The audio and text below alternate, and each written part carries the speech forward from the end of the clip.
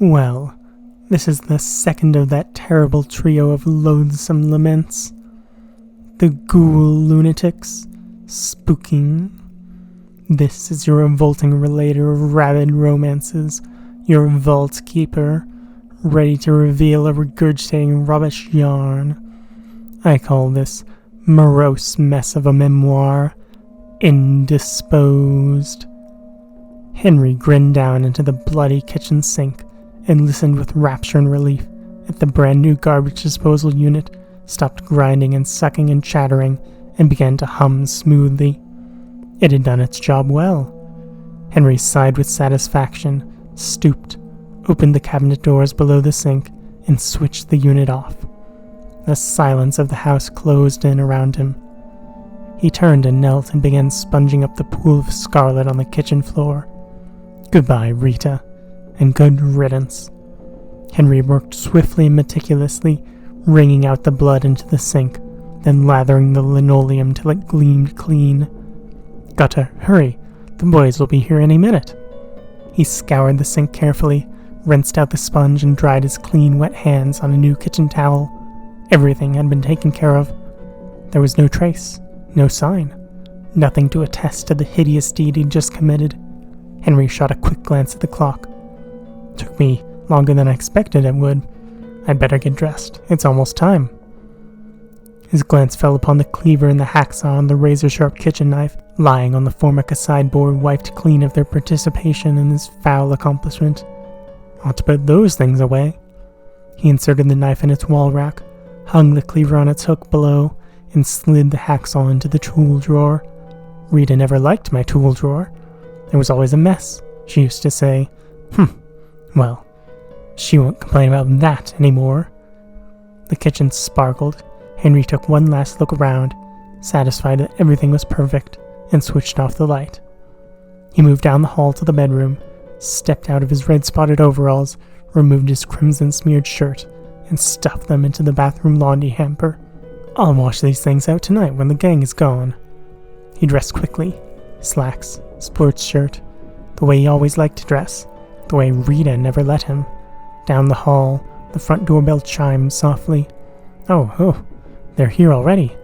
He checked himself in the mirror, ran a comb swiftly through his thinning hair, and hurried to the door. She's gone, Henry?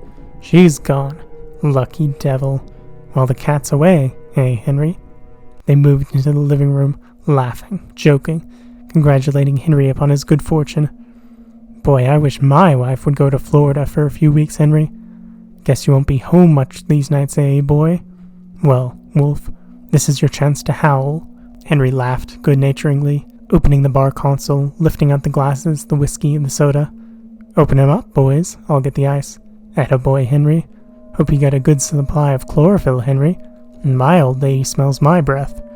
Henry went into the kitchen, turned out the light, looked around for a moment. His heart stopped. There was a blood spot in the sink. He hurried to it and wiped up with a spittle-dampened finger as somebody came up behind him. How'd Rita like the garbage disposal unit, Henry? Oh, fine, George, fine. He wondered for a moment if George had seen. He wondered if George would hear his heart beating so wildly in his chest. He stepped to the refrigerator door, swung it open. You know what I would have charged an ordinary customer for that installation, Henry? Plenty, I'll bet, George. And removed an ice cube tray.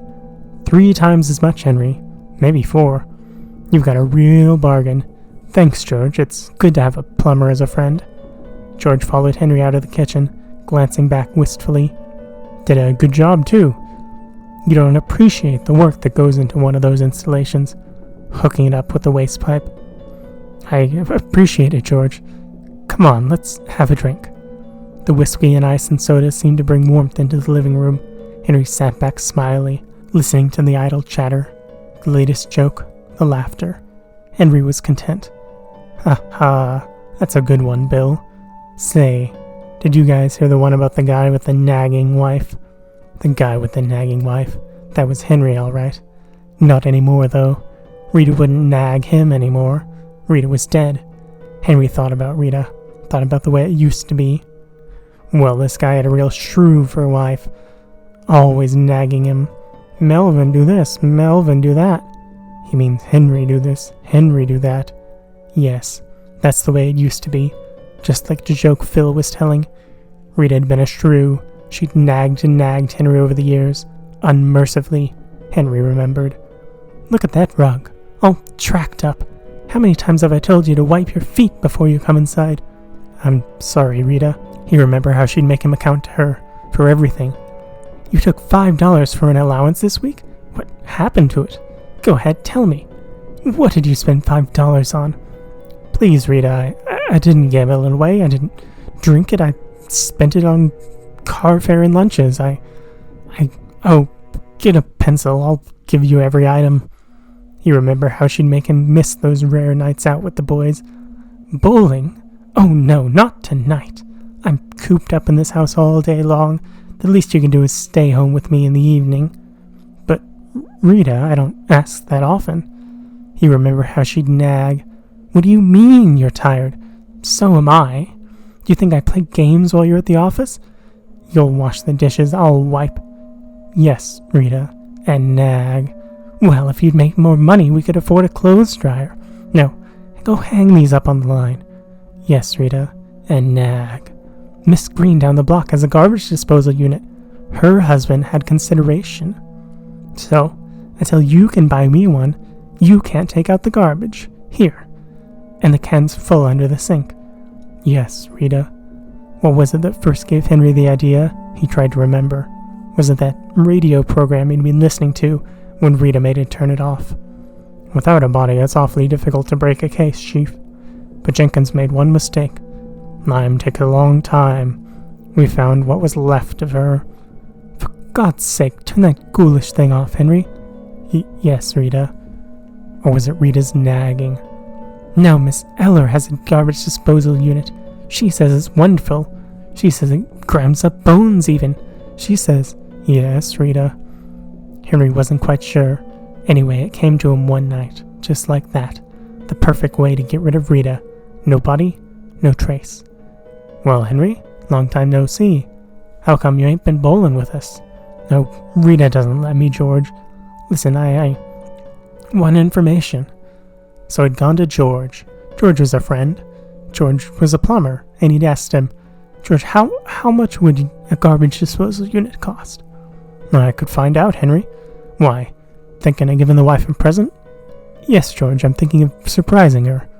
Well, Henry, I'll tell you, since you're a friend, I'll do it cheap.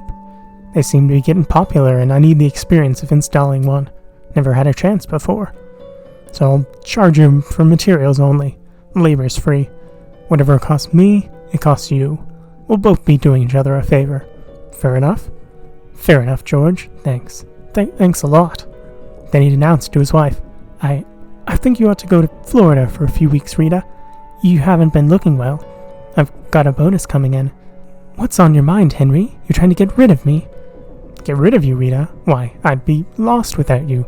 Absolutely lost. I just thought. I have been looking badly lately. Yes, Henry, I think I will go to Florida. Rita had acted exactly as Henry had expected. She'd blabbed to all the neighbors. That's right. I'm off to Florida tomorrow night. Henry got a bonus. I just hope he behaves himself while I'm gone. Florida, oh, you lucky girl. Well, don't you worry about Henry, Rita. We'll keep an eye on him. Give you a full report. And early that morning, George had come with the disposal unit. Henry timed everything perfectly. Rita was busy packing. Well, did you tell her about this yet? Not yet. Just start installing it. It'll be a surprise. Rita had come into the kitchen and squealed with delight. What's this? Oh, Henry, a garbage disposal unit. Oh, you darling. For when you come back, Rita. And Henry told George, Rita's living on the 6 o'clock train, George. Get in touch with the boys. Have them all come over here tonight, about 9. Sure thing, Henry. We'll have a regular stag party. Heh. Heh. Shh. Here she comes. And so, at 5:45 that evening, Henry'd backed the car out of the garage, and Rita waved goodbye to everybody, and he'd driven her into town to catch the 6 p.m. train, only, on the way he'd stopped, and beat her head to a bloody pulp. He'd driven back, turned into the garage, closed the doors, and dragged her body from the trunk, and proceeded to dismember it. He'd sawed and hacked and chopped it into tiny pieces and shoved them into the growling, grinding, sucking garbage disposal. Who'll think of searching for what's left of Rita in the sewage when she doesn't come back from Florida? And just what will they find? Henry blinked, erasing the gory scene from his mind's eye. Phil was finishing his joke, and everyone was laughing. Sure, she says. Hogkins the Undertaker. Ha ha. Henry, I'd like a glass of water. Got some on ice? Don't need it, Ned. We've got our own well water. George the plumber looked up. You mean you haven't got town water, Henry? Nope. Rita made me install our own well water years ago. She said we'd save monthly on taxes. They all went into the kitchen, laughing. George looked puzzled. This I got to taste. Well water. When I was a kid... Excuse me. George went down into the cellar. Henry turned to his guests. The well is directly under the house. A pump brings the water up through a pipe in the cellar floor, into a pressure tank. It's the clearest, freshest, best-tasting well water you ever drank. Here. Henry, come here for a minute. It was George. Henry walked across the kitchen to the cellar door where he stood. The others stared at the flowing tap.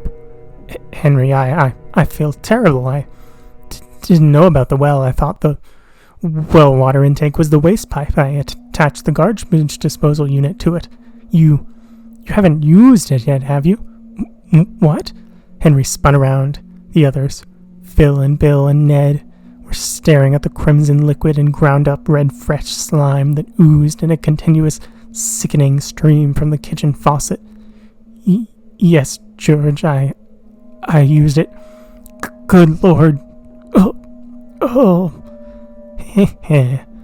So, Henry the Drip poured out a confession to the boys unexpectedly. Kiddies? Well, I might call this a hack yarn. I might even say I had to faucet, but I won't. Pung like that can be a drain on your patience. I'll just say it was a yelp yarn with everything in it, plus the kitchen sink. Well, I'll turn you back to the old witch now for more of her garbage, and then CK will rind up the rag. Bye.